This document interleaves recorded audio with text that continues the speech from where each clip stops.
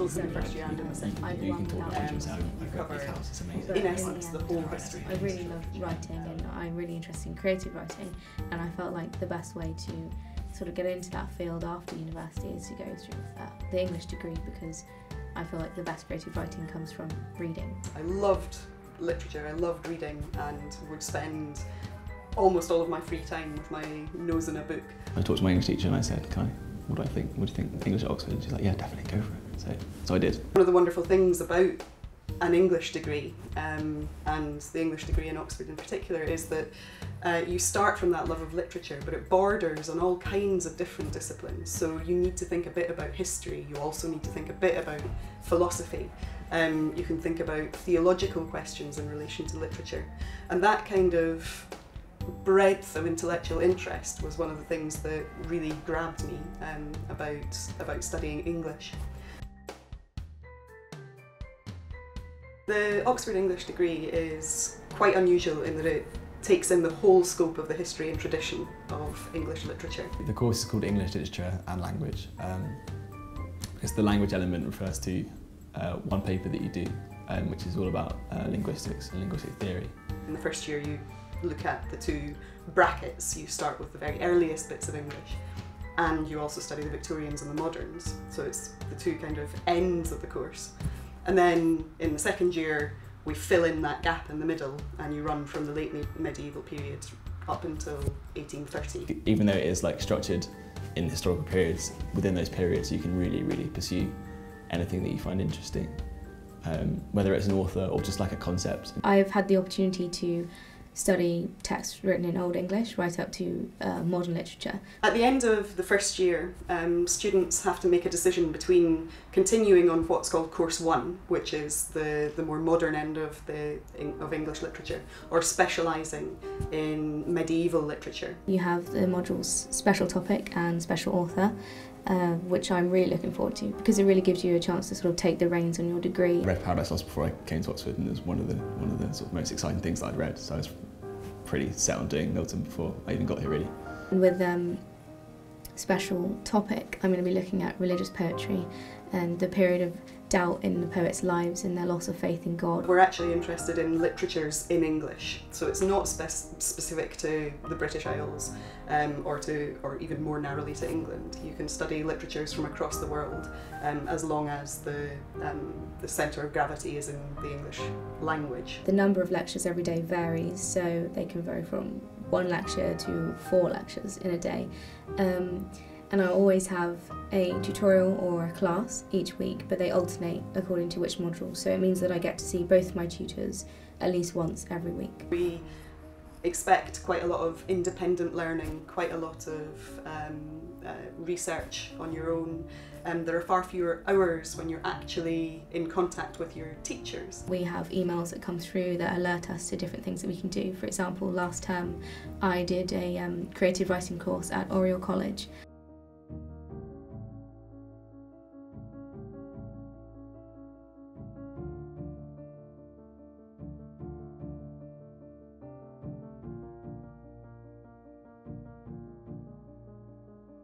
There's a really sort of buzzing sort of theatre scene, I suppose, in Oxford, which gets, it's not specifically from the faculty, but the faculty sort of like is a nice hub. We have had the opportunity to go on trips. For example, this term we were studying Jane Austen, and we got to go and visit her house in Chawton House in Hampshire. There's also lots of like poetry competitions and like writing competitions that are run by the faculty themselves, which you can get involved in if you like. And normally they have a sort of financial prize as well, which is always a nice reward. The English faculty at Oxford is the biggest in the country. It has more researchers and more members of faculty than elsewhere.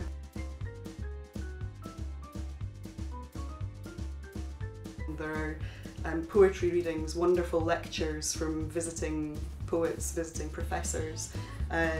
The English life in Oxford is extremely vibrant.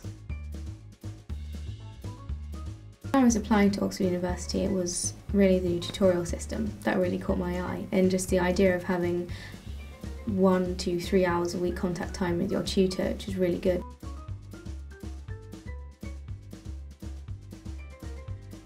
One of the best things about teaching English in Oxford is that the tutorial system means that I spend hours of my week every week talking to interested and enthusiastic people about books. And you can discuss your work and your ideas and your progress in a lot more depth than you can if you were in, say, a class of 30 people for an hour a week. I often find myself in tutorials having new ideas about my research, or having new ideas that I haven't thought of before about the literature that we're talking about.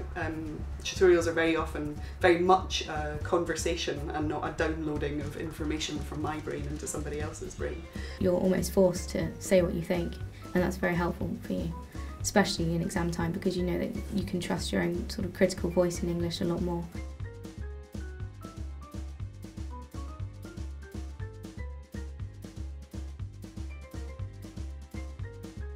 In your average week, you're likely to be writing 2 essays. Your tutors will be expecting you to read for several hours every day, to be reading 3, 4, 5 books a week. I've never received a grade or a mark for any of the essays that I've written. It's always just like comments and feedback and like suggestions for further reading or suggestions for how I could refine this idea. There's no real mark scheme or like criteria that you're trying to hit, which took some getting used to. We will help people as part of the learning process of the degree to manage that kind of workload, to work out how to get the most out of the kind of resources that are available in Oxford. Any assumptions that you have about literature or the world or anything, it just teaches you to say, well no, let's question the most basic things that you think you know. I'd heard all sorts of stories about the interview, you know, how it's meant to be scary or meant to be tested and things like that. But actually it was an interview held in a very relaxed atmosphere and the tutors were really nice. It's very typical in an interview to be asked about the kind of reading you've been doing independently of work for A-levels or for whatever qualification it is that you might be studying for. Because we're looking for that intellectual curiosity and we're looking for that independence of thinking, and that means that you don't just read for escapism, but you think about what you read and you're intellectually engaged with what you read. There's no one book that you need to read before you come here. There's no one thing. There's no secret list of books that the tutors pass between and tick off on your personal statement. Like, it's all about just doing what you enjoy and like whatever passions that you have, trying to sort of communicate them in the most effective way. They gave me some unseen extracts of poetry and then I had 10 minutes prep time in which I could look over the extracts and sort of create opinions about them. The tutorial system means that a lot of teaching is a conversation about literature, and we need to be able to see that that's the kind of thing that you enjoy and that you will also benefit from.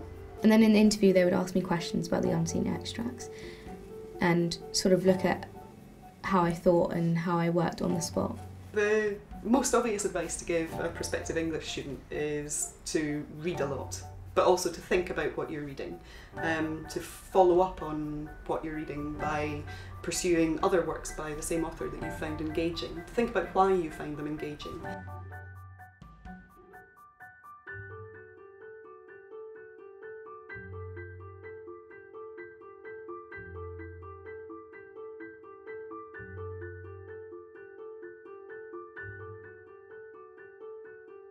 I was stunned, I was very happy, and obviously my parents as well were so happy for me and very proud.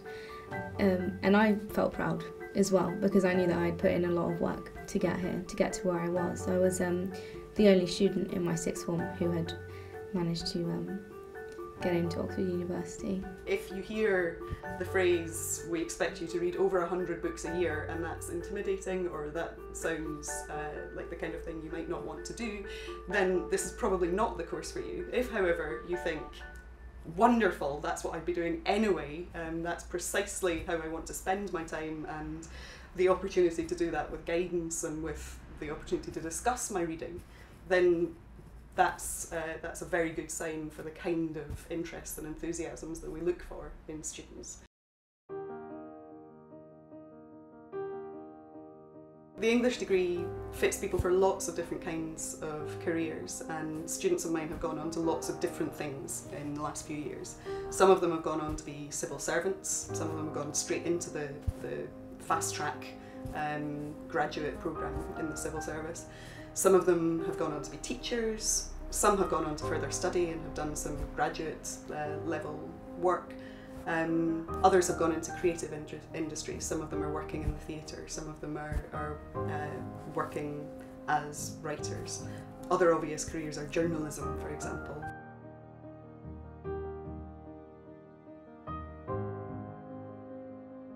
I'm really thinking of going into theatre. I'd love to do a combined English and theatre master's degree. I'm not entirely sure what I want to do when this course ends. However, I'm really confident that the skills that I'm learning right now will help me to see something that I do feel really happy in doing and fulfilled in doing. What I hope happens to students over the course of the degree is that they gain a kind of critical engagement and intellectual engagement, an interest in literature and culture that will carry them through into whatever career and into whatever kind of life that they will encounter thereafter.